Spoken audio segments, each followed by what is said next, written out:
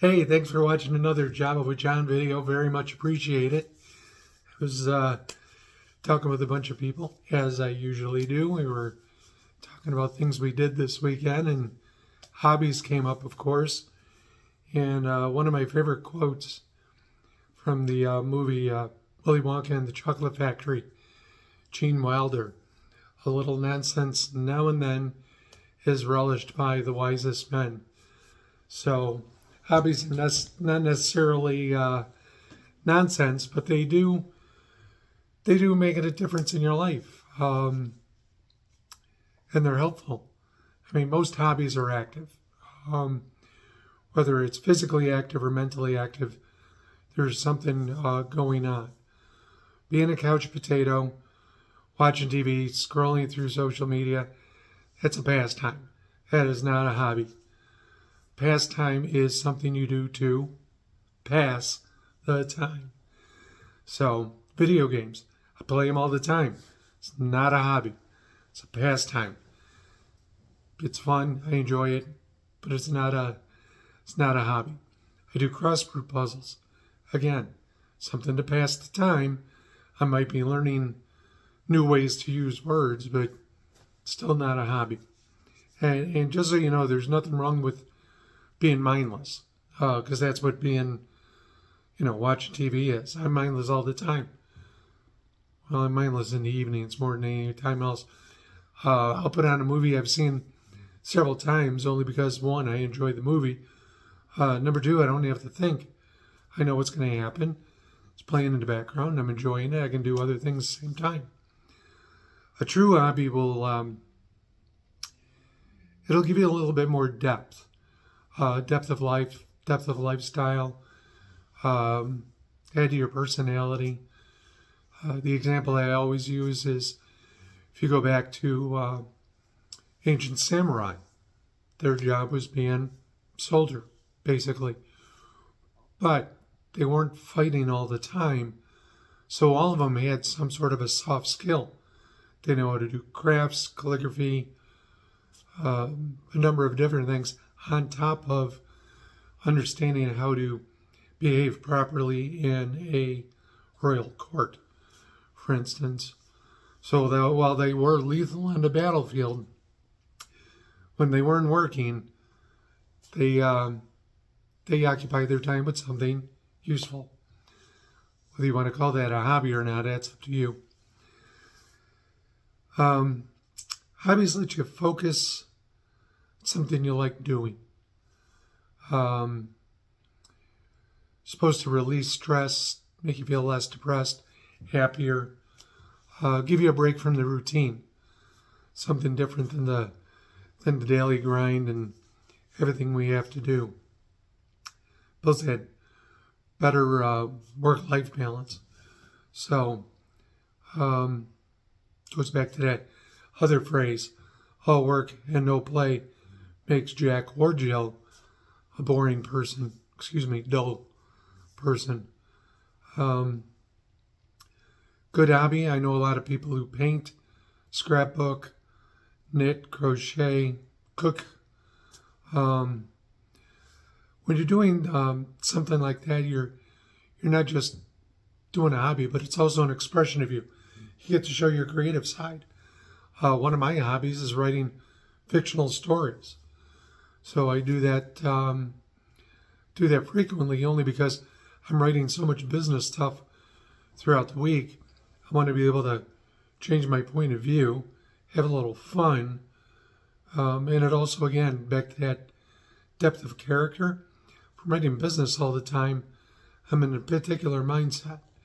If all of a sudden I break off and start writing fiction, creative juices going differently, change my point of view, helps me to be a better writer throughout my career.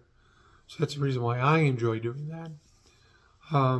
Sports, hiking, swimming, dance, whatever you might want to do. Obviously, that improves, your physical health, mental health, spirit are also helped along those lines. Excuse me. If you play team sports, You get some camaraderie, get to meet people, make friends, build relationships.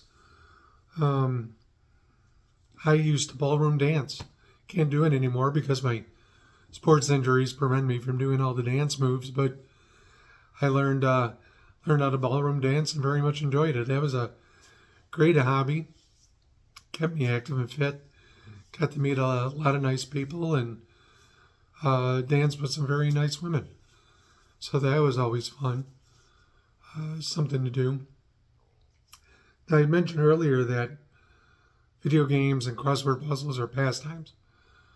Chess can be a hobby.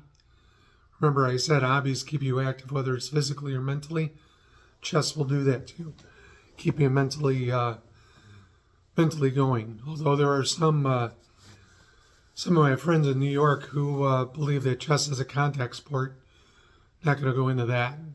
So, family game night, that can be considered a hobby.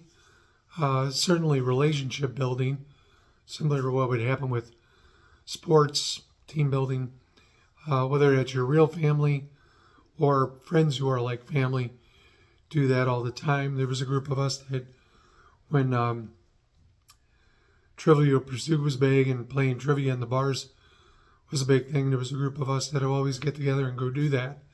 Not necessarily a hobby, but it was something that we did together as a group that we enjoyed, brought us together. So eventually that became a fun routine to do. Some family game night that could actually turn into a family tradition, which is also a good thing to do, but a completely different subject. So choosing a hobby, that's obviously up to you. It's got to be something you want to do. I mean, plain and simple, something you like. Maybe it's something you want to learn to do. I wanted to learn how to ballroom dance. But it was something I also wanted to do because I wanted to be able to do something other than sports I had been playing, volleyball, martial arts, whatever it might be. Use a different set of muscles. And again, like writing fiction versus business, dancing or yoga uses a different set of muscle skills, makes you work differently. So that's the reason why I did some of that. Some people like doing crafting. You will never, ever, ever, ever, ever, ever see me do a jigsaw puzzle or build models of any type unless it's to save somebody's life. Because I'm not good at it, I don't have patience for it. So that's not a hobby for me. So pick something you enjoy doing, obviously. You may have to experiment. Try a number of different activities until you find something that you like to do. Another thing is, in this day and age with the bad economy, you got to consider the cost and how much time is involved. Scuba diving would be a great hobby. Rather expensive, as I've been told by some people who scuba dive routinely. Love to be able to fly an airplane. Learn how to do that, but while not necessarily a hobby, or it could be, that has a cost to it too. So the amount of time as well. Golfers, not sure if that's it's qualified as a hobby, but some people it might be a cult. But golf again is not an inexpensive game. Excuse me. And to be good at it, you gotta make time to practice, just like any other sport or skill it might be. So keep that in mind. Decide if you want your hobby to be challenging or fun. Ballroom dancing for me, it was a little both. Martial arts, same thing. I consider that more of a sport than a hobby, lifestyle, whatever. Playing chess, it's both fun and a challenge. But you have to think about what you're looking to get out of it, if it's more than just something to do. The other side of it also is it's something you want to do with or without people. When I do my fictional writing, it's just me. When I'm playing chess, there's at least one person I'm playing against, although I might play multiple people in a single round. So that's something to consider also. Hobbies you can do, they don't necessarily have to be with groups of people, but special people. Game night, again, as an example. Family, friends are like family. Some couples like to cook, paint together, different things. So you want to do couples hobby or group hobbies with just a small select group of people. That's something to think about as well. So what it comes down to with a hobby is what makes you feel happy and refreshed when you get done doing it. So the one big thing is a hobby doesn't necessarily have to make you money. So many people say, oh yeah, I do these crafting and I sell them online. You don't have to do that. Great if you can, if that's what your goal is, just like picking a hobby. I had a cousin who was, she had an exceptional skill for making ornaments out of wood and yarn and other materials. And she would once in a while sell them at, the church bazaars, something like that. And then she said, moved to doing them at community crafting events. Got a booth, selling a bunch. Well, after like a year and a half, she was getting phone calls from people. Can you do this? Can you do this? She ended up turning into a complete business for about 5 years. Made a lot of money doing it. So you never know, but that was not her original goal. But she couldn't say, who's going to say no to the money like that when it was something she enjoyed doing. Don't feel compelled. It's got to be something you have to make money just because you see it online. Everybody doing that. It's got to be a passion for you. Again, what makes you happy, what's fun, what makes you refreshed, changes gears. Because, when you have a hobby, you think about going back to work or talking with people.